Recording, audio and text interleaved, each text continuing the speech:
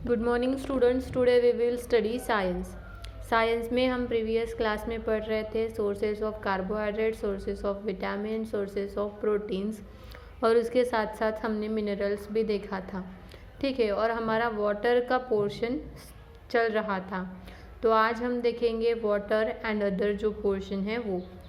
Water क्या है body में? Water is extremely important for all living things. In fact The adult human's body is about 60% of water. हमारी body के लिए water की बहुत ज़रूरत होती है। ठीक है, तो हमारी बॉडी में लगभग 60% ऑफ द वाटर मतलब 2/3 ऑफ वाटर हमारी बॉडी में होना चाहिए। It taken in either directly drinking, तो ये हम डायरेक्टली पानी पीकर भी वाटर की मात्रा पूरी कर सकते हैं, या फिर जो वाटरी सब्सटेंसेस रहते हैं वो हम खा के भी पानी पूरा कर सकते हैं। We are said to be dehydrated when the amount of water body decreases. जब हमारे बॉडी की वाटर की मात्रा कम हो जाती है तब हम कहते हैं कि हमारी बॉडी डिहाइड्रेटेड है। डिहाइड्रेटेड मतलब क्या है? डिहाइड्रेटेड का मतलब है पानी कम होना। ठीक है, there are many reasons why water is important. ऐसे बहुत सारे रीजन्स है कि वाटर हमारी बॉडी के लिए क्यों ज़रूरी है। तो वो रीजन्स हम देखते हैं कि वाटर हमारी बॉडी के लिए क्यों ज़रूरी है। जैसे पहला रीज़न यहाँ पे दिया है, many substances that our body needs are soluble in water. For example vitamin C is soluble in water. हम जो कुछ भी फूड खाते हैं या जो कुछ भी विटामिन्स वगैरह हम बॉडी में लेते हैं, कार्बोहाइड्रेट्स लेते हैं, प्रोटीन्स लेते हैं, तो उसे सोल्यूबल करने के लिए वाटर की ज़रूरत होती है। जैसे विटामिन सी का यहाँ पर एग्जांपल दिया है जो कि वाटर में सोल्यूबल है। तो ऐसे सब्सटेंसेस वाटर में सोल्यूबल होने के लिए हमारी बॉडी में वाटर की बहुत ज़्यादा आवश्यक रहता है। Water is essential for the proper functioning of the body. Water is the main component of blood. Next है वाटर क्या है? ब्लड का मेन कंपोनेंट है। कैसे? Which transport such a food waste chemicals and the gases through the body. Water द्वारा क्या होता है? वाटर द्वारा कुछ फूड, कुछ वेस्ट मटेरियल, कुछ केमिकल्स, कुछ गैसेस क्या होती है बॉडी में, वाटर द्वारा क्या होती है? पास होती है। इसीलिए वाटर हमारी बॉडी में बहुत ज़्यादा ज़रूरी है। It is use to excrete waste, urine and sweat. Excrete मतलब क्या है? बाहर निकालना। बाहर निकालना, वेस्ट को हमारी बॉडी से बाहर निकालना। जैसे हमारी बॉडी में यूरिन रहता है, स्वेट रहता है, तो ये क्या करता है? वाटर जैसे हम पीते हैं और समर का सीज़न रहता है तो स्वेटिंग ज़्यादा होती है, तो उससे हमारी बॉडी में क्या होता है? वेस्ट मटेरियल जो रहता है वो निकलता रहता है। It keeps our body cool when sweat evaporates the body is cooled. जैसे समर सीज़न रहता है और हम वाटर ज़्यादा पीते हैं तो स्वेटिंग होती है, तो उसकी वजह से क्या होती है? हमारी बॉडी कूल होती रहती है, क्योंकि समर में इन्वायरमेंट बहुत गर्म रहता है। हमारी बॉडी कूल रहने के लिए वाटर हमारे लिए बहुत ज़रूरी होता है। An adult human needs around 1.5 litre of water every day. Adult human ने लगभग 1.5 लीटर या 2 लीटर पानी एक दिन में पीना चाहिए। We can live without food for several weeks without a major harm, but we might die in a few days without water. तो यहाँ पे क्या बताया है कि हम खाना न खाते हुए 1 हफ्ते तक रह सकते हैं, लेकिन अगर हम पानी नहीं पिएंगे तो हम ज़्यादा दिन तक नहीं रह सकते। इसलिए हमारी बॉडी में वाटर बहुत ही ज़रूरी है। ठीक है, नेक्स्ट है roughage.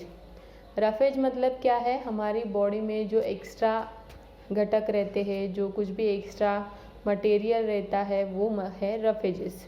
We have seen that cellulose और carbohydrate in plants can be digested. This makes up a bulk of undigested food and help to excrete a solid waste from the body.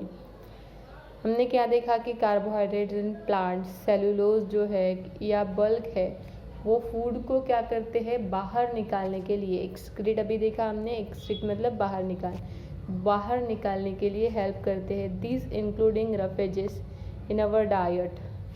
तो उसमें जो roughages मतलब extra product है, waste material है, तो roughages उसी में आता है जो हमारे बॉडी में कॉन्स्टिपेशन होने से बचाता है।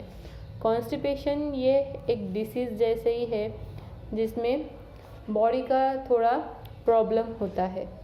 And ensure a proper bowel movement, अच्छी तरीके से बॉडी की मूवमेंट हो, बॉडी अच्छी रहे, इसलिए जो भी रफेजेस होते हैं बॉडी के वो भी बाहर निकलते रहने चाहिए। तो carbohydrates in plants and cellulose ये हेल्प करते रहते हैं। नेक्स्ट है बैलेंस डाइट। बैलेंस डाइट मतलब क्या है?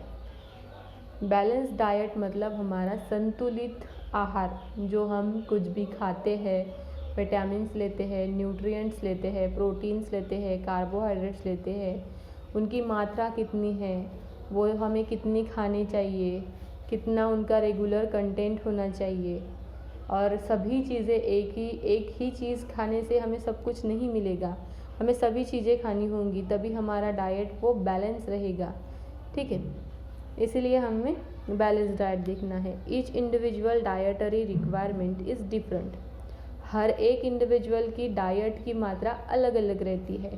For example, N energetic person needs more carbohydrate and growing child more protein. जैसे एडल्ट है, एनर्जेटिक पर्सन है, वो एक्सरसाइज करता रहता है, जिम विम करता है, तो उसे ज़्यादा कार्बोहाइड्रेट की ज़रूरत होती है।